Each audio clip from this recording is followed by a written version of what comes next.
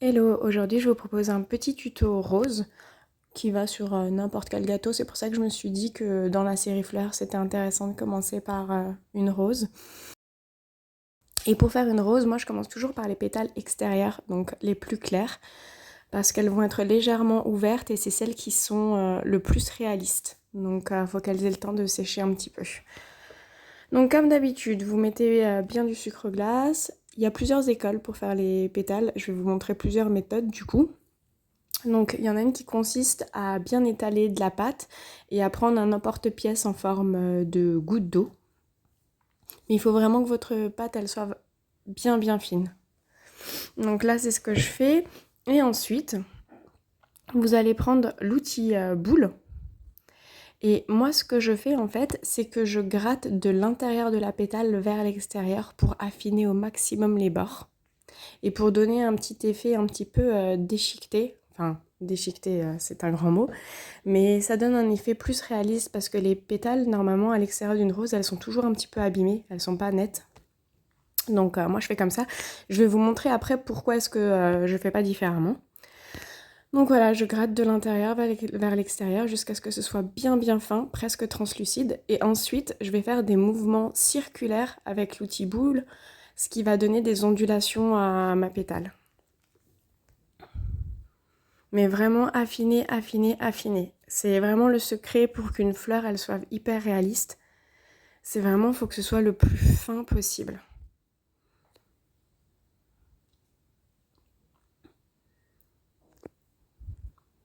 Évidemment, vous ne pouvez pas faire des fleurs avec n'importe quelle pâte à sucre, hein. Il faut prendre une pâte à fleurs, ça s'appelle. Elle est très élastique et elle permet d'être étalée super finement sans casser. Donc vous voyez là c'est ce que je vous disais, je fais des mouvements circulaires en fait pour créer des ondulations dans ma pétale. Le but du jeu c'est justement que la pétale elle soit irrégulière. C'est ce qui donnera un effet hyper réaliste à vos pétales. Vous voyez c'est super fin. Ensuite moi je coupe le surplus, il y en a qui le coupent pas, mais moi j'aime pas parce que ça fait des roses avec des grosses bases. Donc voilà, donc je vais faire ça plusieurs fois. Plus votre fleur est grosse, plus il va falloir faire de pétales. Donc là, je vais vous montrer, regardez ce que ça fait. Si je fais tout de suite des mouvements circulaires avec l'outil boule, vous voyez, ça rend concave en fait la pétale. Elle se courbe sur elle-même. Mais du coup, ça fait que ça fait des gros bords. Et moi, j'aime pas ça en fait. Je trouve que ça fait beaucoup plus joli quand les bords sont fins. C'est pour ça que je commence jamais par faire des mouvements circulaires. Toujours, j'affine les bords. Donc là, c'est ce que je suis en train de faire. J'essaye de rattraper. J'affine au maximum mes bordures. Et ensuite seulement je ferai des mouvements circulaires pour la froisser. Je suis désolée, je parle un peu avec le nez, je suis malade, donc c'est pour ça.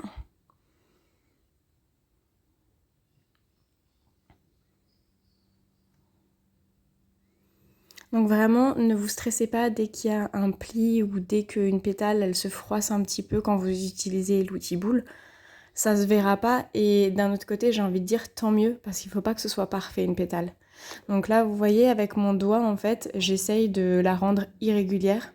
Mais vous pouvez aussi le faire avec l'outil pointe. Avec votre doigt, délicatement, vous enroulez la pâte autour.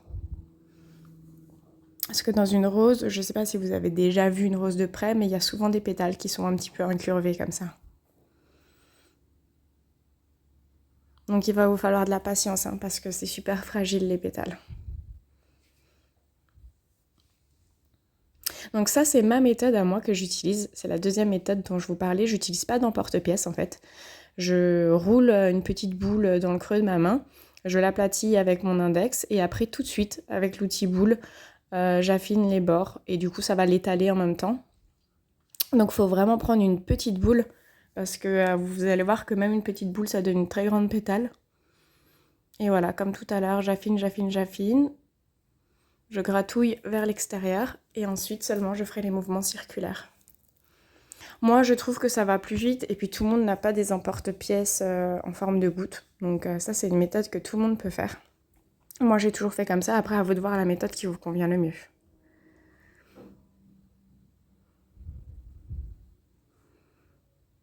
Donc toujours pareil, je la rends irrégulière. J'enroule un petit peu les bords à certains endroits. Et vous voyez, il faut que ce soit vraiment super méga fin. C'est le petit détail mais qui change tout, je vous promets, parce que des roses, j'en ai vu plein, des roses en pâte à sucre. Et parfois, il y a des roses qui auraient pu être très belles et juste parce que les bords ils sont pas assez affinés, ça fait un peu cheap. Donc ça prend du temps, hein. Là c'est un tuto en 17 minutes, mais moi ça me prend entre 25 et 30 minutes pour faire une rose.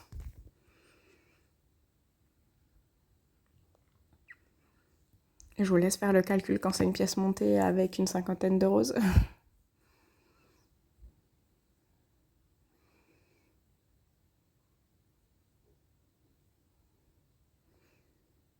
Après, c'est une question de feeling, hein. Froisser, vous verrez au début, vous n'osez pas trop froisser.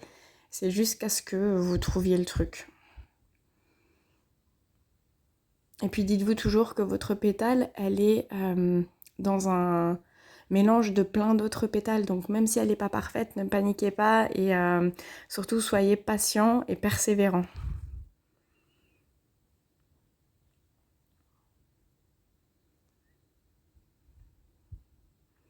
Bon, après moi, là, comme vous le voyez, je suis hyper minutieuse. Je devrais pas forcément l'être autant, mais bon, je suis une perfectionniste dans l'âme, donc oui, parfois je peux prendre 5 minutes sur une pétale. Ensuite, une fois qu'on a fini les pétales les plus clairs, celles qui sont à l'extérieur, on les laisse sécher. Vous voyez en haut de l'écran, moi j'ai pris un... Comment ça s'appelle?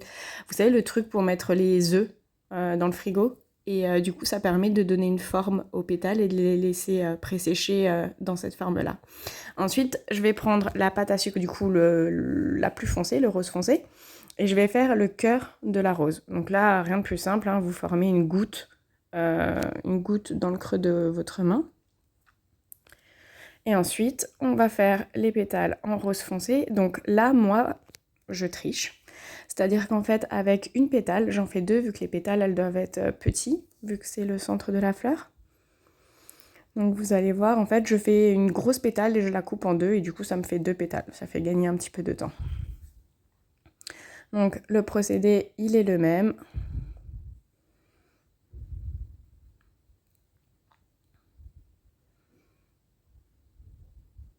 Et là, vous voyez bien qu'avec une toute petite boule de pâte, j'arrive à faire une énorme pétale.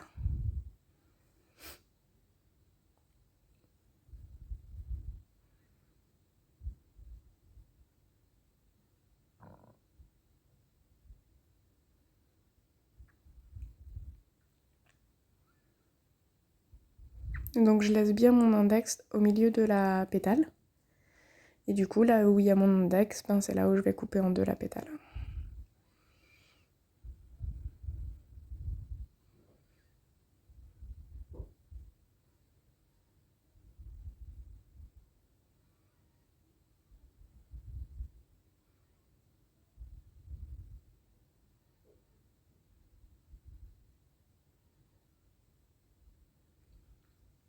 Ensuite, vous prenez un petit peu d'eau, vraiment légèrement.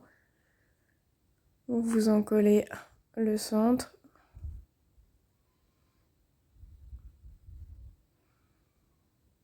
Et puis vous laissez libre cours à votre créativité. Le centre, il est quand même vraiment important. C'est aussi un des aspects qui va donner le réalisme à votre rose. Donc le négligez pas. Le centre d'une rose, les pétales, elles sont très serrées.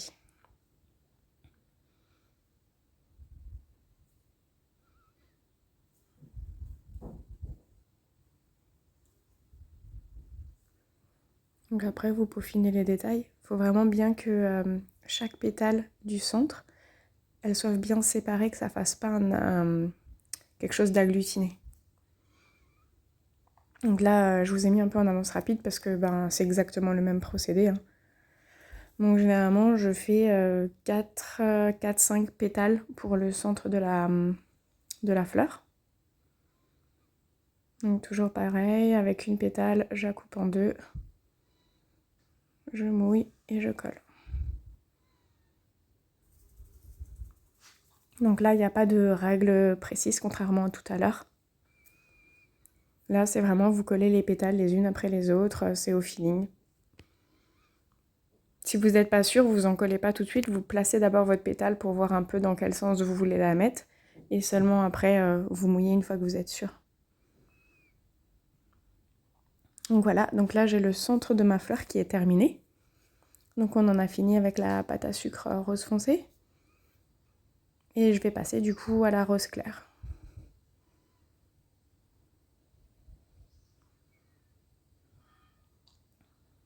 Donc le protocole est le même que pour les pétales blanches. Donc là je ne couperai plus chaque pétale en deux, hein. Je fais pétale par pétale. Avec le même procédé, je gratouille vers l'extérieur. Et ensuite je fais des mouvements circulaires pour incurver la pétale, pour la froisser. Donc pareil, je vous ai mis en avance rapide parce que c'est exactement ce que vous avez vu au début de la vidéo.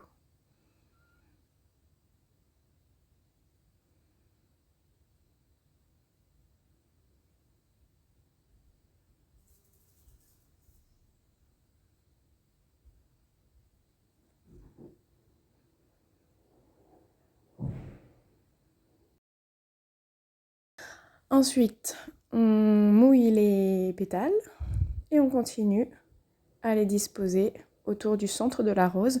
Seulement là, il y a une règle par contre. Vous ne pouvez pas faire comme tout à l'heure où je vous ai dit que vous faites comme vous voulez.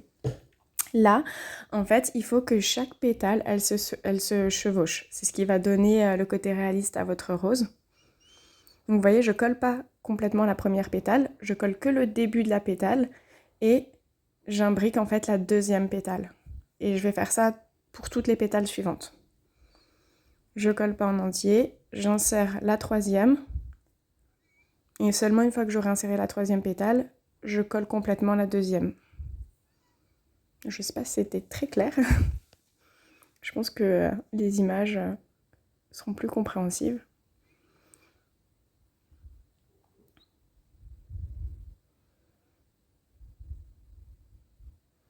Dites-moi en commentaire s'il y a des choses que vous n'avez pas compris, il n'y a aucun souci, je vous les réexpliquerai plus en profondeur.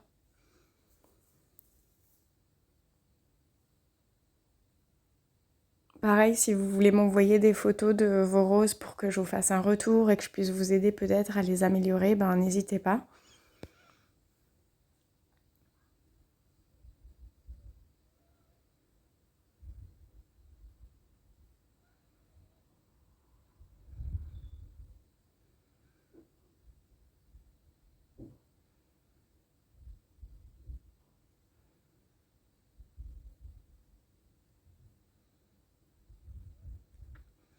Donc comme vous voyez, c'est pas compliqué à faire, il faut juste de la patience et être vraiment vraiment délicat.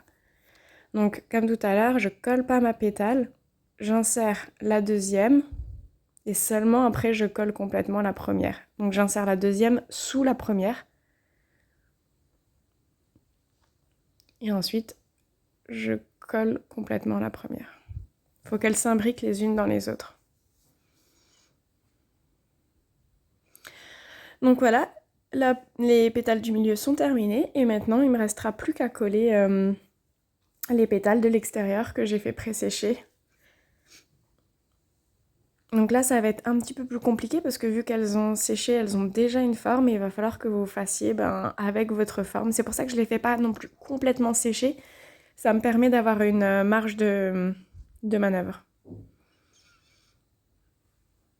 Parce que là, elles ont assez durci pour garder la forme froissée que vous leur avez donnée, mais elles restent quand même manipulables. Et là, après, c'est vraiment une question de feeling. C'est à vous de voir au fur et à mesure que vous placez les pétales où en rajouter une, l'espace que vous mettez entre vos pétales, si vous les faites plus ou moins ouverts. Comme dit, si vous n'êtes pas sûr, vous faites sans coller d'abord et une fois que vous avez trouvé où mettre exactement votre pétale, seulement là vous mouillez pour que ça colle.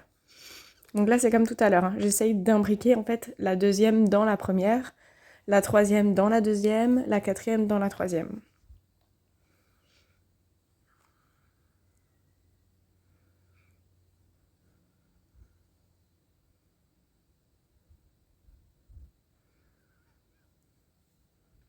Donc comme je vous le disais en début de vidéo, vous n'arriverez pas à faire une rose si vous utilisez la pâte à sucre que vous achetez en hypermarché ou celle que vous utilisez pour recouvrir le gâteau, d'accord? C'est vraiment deux pâtes à sucre complètement différentes. Celle-là, Elle a une capacité à s'étirer et à sécher et à devenir dure comme de la porcelaine. Donc attention, vos roses, une fois qu'elles seront sèches, par contre, elles seront hyper fragiles. Surtout si vous avez fait des pétales très très fines.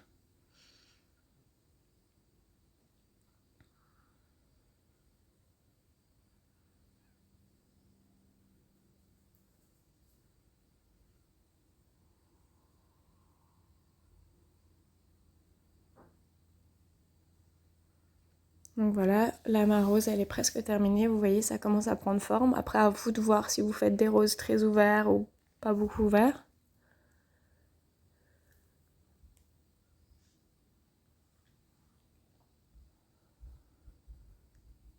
Après, il m'arrive aussi parfois de faire trop de pétales et de pas tous les utiliser, hein. Il faut savoir s'arrêter aussi à un moment donné. Si vous voyez que vraiment les dernières pétales, ça fait trop, que ça fait pas beau, les mettez pas. Tant pis, vous pouvez les conserver dans une boîte hermétique et les utiliser pour une prochaine fleur, mais parfois, il faut pas vouloir en faire de trop.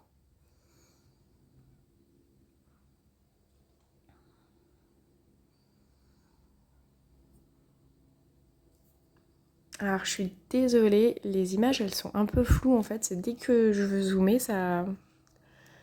on perd un petit peu en qualité. Je vous insérerai une photo de ce que ça donne au final.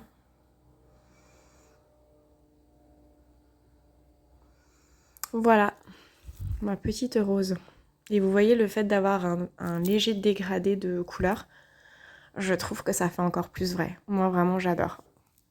J'arrive plus à faire des roses qui ont la même couleur du centre jusqu'à l'extérieur.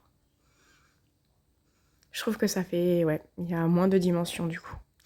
Une fois que c'est fait, moi je plante un cure-dent dans ma rose et je la fais sécher tête à l'envers pour être sûre que du coup les pétales elles gardent bien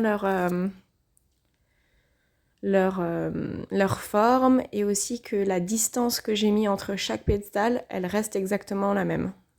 Voilà, je vous laisse avec le résultat et j'espère que ça vous a plu.